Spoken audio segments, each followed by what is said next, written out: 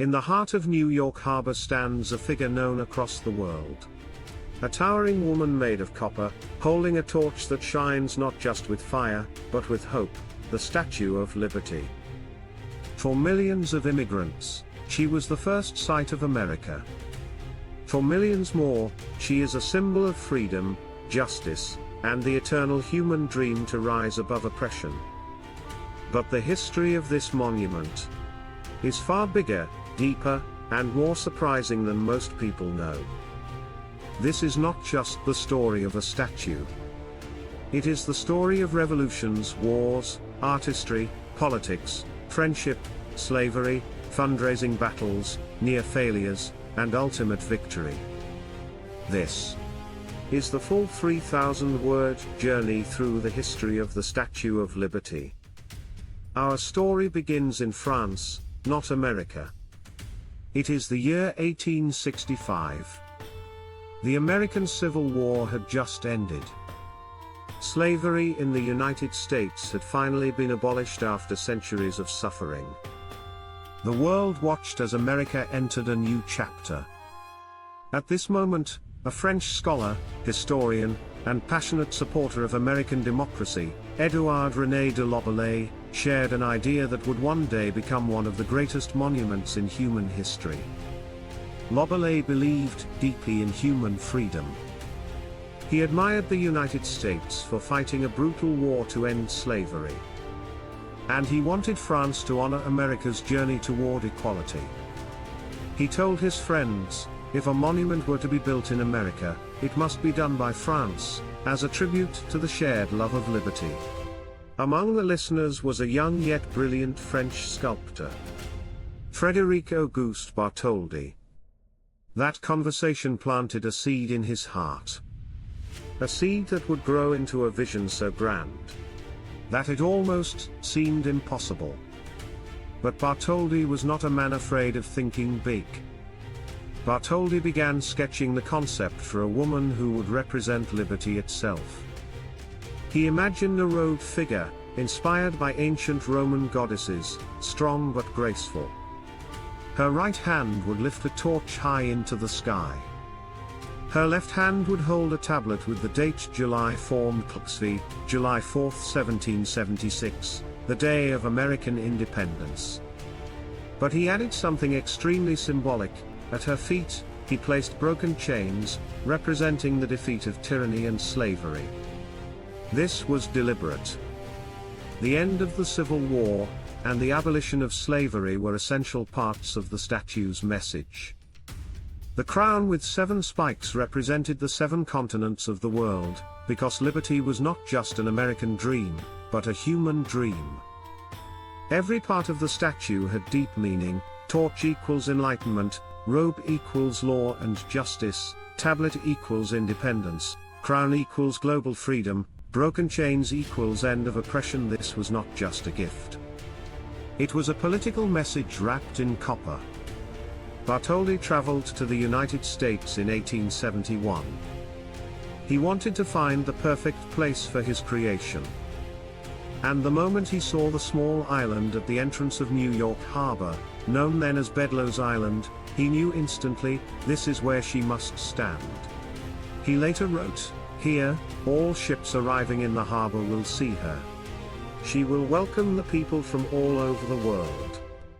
Bartholdi met with President Ulysses S. Grant, who supported the idea.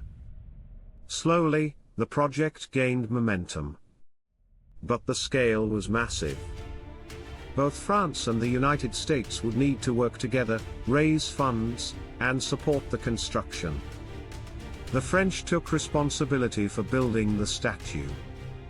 Bartholdi designed the figure, but the engineering was handled by a genius ironworker, Alexandre Gustave Eiffel, the same man who would later build the Eiffel Tower.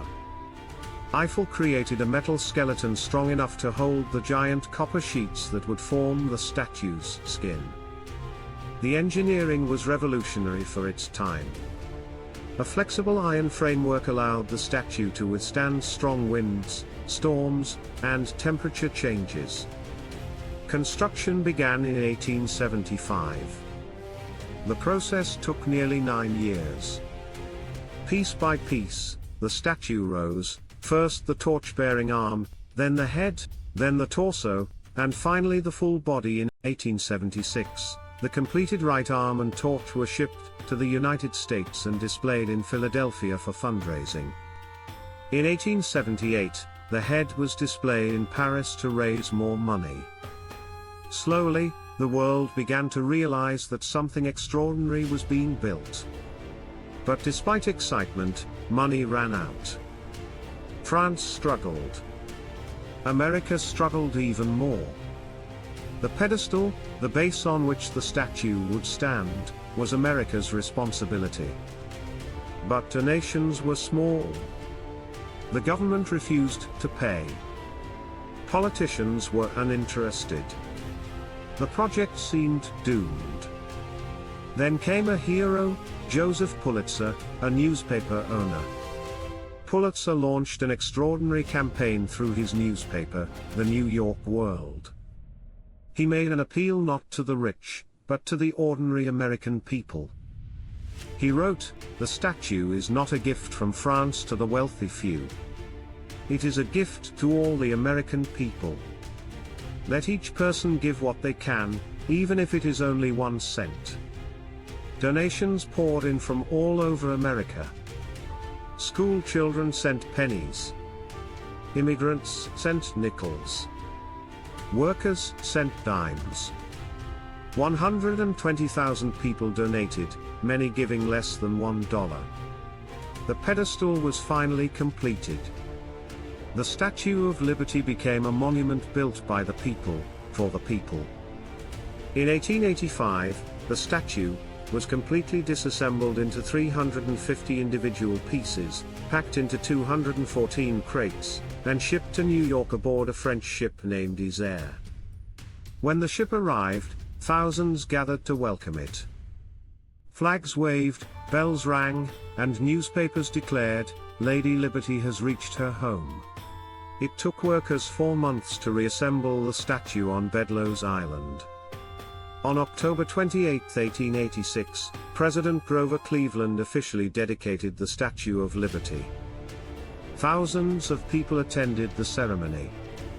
Ships filled the harbor. Bands played patriotic music. Fireworks lit up the sky. President Cleveland declared, "Here stands the symbol of friendship between two great nations, a monument to human liberty." And with that, Lady Liberty became a permanent guardian of the New York harbor. From 1892 to 1954, more than 12 million immigrants entered the United States through nearby Ellis Island. For these families, escaping war, poverty, hunger, and danger, the Statue of Liberty was the first symbol of hope. Many cried when they saw her torch. In 1883, poet Emma Lazarus wrote a poem titled The New Colossus. In it, she imagined the statue speaking to all newcomers, "Give me your tired, your poor, your huddled masses yearning to breathe free." These lines were later carved on a bronze plaque inside the statue. They transformed Lady Liberty into a universal mother of migrants. When the statue was first built, she was shiny copper, like a new penny. Over time, the copper reacted with air, salt water, and rain, forming a green coating called patina. This patina protects the metal underneath. It actually keeps the statue alive. So the green color is not decayed, it is a shield. Inside the statue is a complex structure of staircases and platforms. Her crown has 25 windows, each spike is 9 feet long, her nose is almost 5 feet long, her index finger alone is 8 feet long, she weighs 225 tons, the height from base to torch is 305 feet, the torch flame is covered with real gold. Leif Bartholdi actually used his mother's face as the model for the statue. There is also a secret staircase inside the statue, and originally, visitors could climb into the torch. Throughout history, the statue faced lightning strikes, harsh storms, structural weakening, pollution, a massive explosion during World War I, terrorist threats, and natural erosion, yet she survived them all. During World War II, the statue's lights were often turned off to avoid helping enemy submarines. In 1984, engineers performed a huge restoration project, strengthening the internal structure. Today, Lady Liberty stands stronger than ever. The Statue of Liberty is more than metal and copper. She represents freedom, human rights, justice, hope, the dreams of immigrants, the fight against tyranny, the friendship between nations. She is a global icon seen in films, documentaries, news broadcasts, books, and art. More than 4 million people visit her every year. She does not belong only to America. She belongs to the world.